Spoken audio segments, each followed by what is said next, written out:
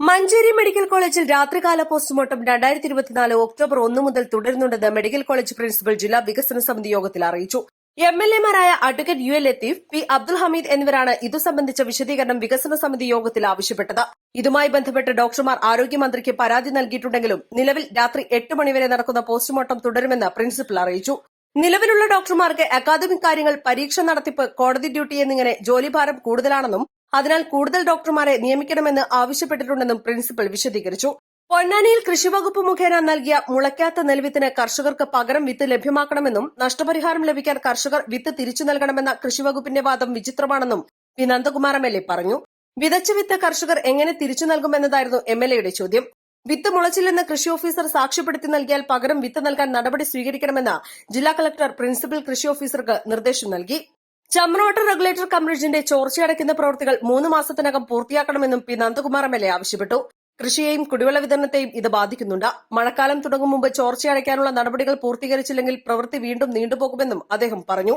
തിരൂരങ്ങാടി താലൂക്ക് ആശുപത്രിയിലെ ഡോക്ടർ രോഗികളോട് മോശമായി പെരുമാറുകയും ചികിത്സ നിഷേധിക്കുകയും ചെയ്ത സംഭവത്തിൽ ഡോക്ടർക്കെതിരെ എന്ത് നടപടി സ്വീകരിച്ചുവെന്ന കാര്യത്തിൽ KPM മജീദ് എംഎൽഎ ജില്ലാ മെഡിക്കൽ ഓഫീസറോട് ആരാഞ്ഞു. വിഷയത്തിൽ ആരോഗ്യവകുപ്പ് ഡയറക്ടർക്ക് റിപ്പോർട്ട് നൽകിയിട്ടുണ്ടെന്ന് ജില്ലാ മെഡിക്കൽ ഓഫീസർ അറിയിച്ചു. സുരക്ഷാ ക്രമീകരണങ്ങൾ ഒരുക്കുന്നതിൽ ദേശീയപാത നിർമ്മാണ അതോറിറ്റി വലിയ വീഴ്ച വരുത്തുന്നുവെന്ന് പി അബ്ദുൽ ഹമീദ് എംഎൽഎ പറഞ്ഞു. നിരവധി പേരുടെ ജീവൻ പൊലിയാനിടയാക്കുന്ന അവസ്ഥയ്ക്ക് ഉടൻ പരിഹാരം കാണണം. ദേശീയപാതയിലെ ഡ്രെയിനേജ് ഔട്ട്ലെറ്റ് വഴി വീടുകളിലേക്ക് വെള്ളം കയറുന്ന പ്രശ്നം നിരവധി തവണ ഉന്നയിച്ച കാര്യവും എംഎൽഎ ഓർമ്മിപ്പിച്ചു. ദേശീയപാത 66-ൽ നിന്ന് പരപ്പനങ്ങാടി റോഡിലേക്ക് തിരിയുന്ന ഭാഗത്തെ ഗതാഗത കുരുക്ക് തീർക്കുന്നതിന് അടിയന്തര നടപടി വേണം. പണി പൂർത്തിയായ ഭാഗങ്ങൾ ഉടൻ തുറന്നുകൊടുക്കണമെന്നും എംഎൽഎ ആവശ്യപ്പെട്ടു. കോട്ടക്കൽ മണ്ഡലത്തിലെ എടയൂർ, ഇരുമ്പിളിയം, മാറാക്കര, പൊന്മള, കുറ്റിപ്പുറം എന്നിവിടങ്ങളിൽ കുടിവെള്ള പദ്ധതികൾക്കായി കട്ടിംഗ് നടത്തിയ റോഡുകളുടെ പുനരുദ്ധാരണ പ്രവൃത്തികൾ പുരോഗമിക്കുകയാണെന്ന് പ്രൊഫസർ ആബിദ് ഹുസൈൻ തങ്ങൾ എംഎൽഎയുടെ ചോദ്യത്തിന് മറുപടിയായി വാട്ടർ അതോറിറ്റി എക്സിക്യൂട്ടീവ് എഞ്ചിനീയർ അറിയിച്ചു.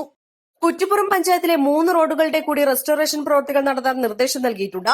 Malappuram KSRTC terminal cum shopping കോംപ്ലക്സിന്റെ നിർമ്മാണത്തിലിരിക്കുന്ന കെട്ടിടത്തിന്റെ ചില്ല് തകർത്ത സംഭവത്തിൽ കുറ്റക്കാരെ കണ്ടെത്താൻ പോലീസ് നടപടി സ്വീകരിക്കണമെന്ന് പി ഉബൈദുള്ള എംഎൽഎ ആവശ്യപ്പെട്ടു. ജില്ലാ പ്ലാനിംഗ് സെക്രട്ടേറിയറ്റ് ഹാളിൽ ചേർന്ന യോഗത്തിൽ ജില്ലാ കളക്ടർ VR വിനോദ് അധ്യക്ഷത വഹിച്ചു. Tirur sub collector Dileep K Kainikkara, assistant collector VM Arya, നഗരസഭാ അധ്യക്ഷർ ADM C മുഹമ്മദ് റഫീഖ്, ജില്ലാ പ്ലാനിംഗ് ഓഫീസർ PD ജോസഫ് തുടങ്ങിയവർ പങ്കെടുത്തു. East live, Malappuram.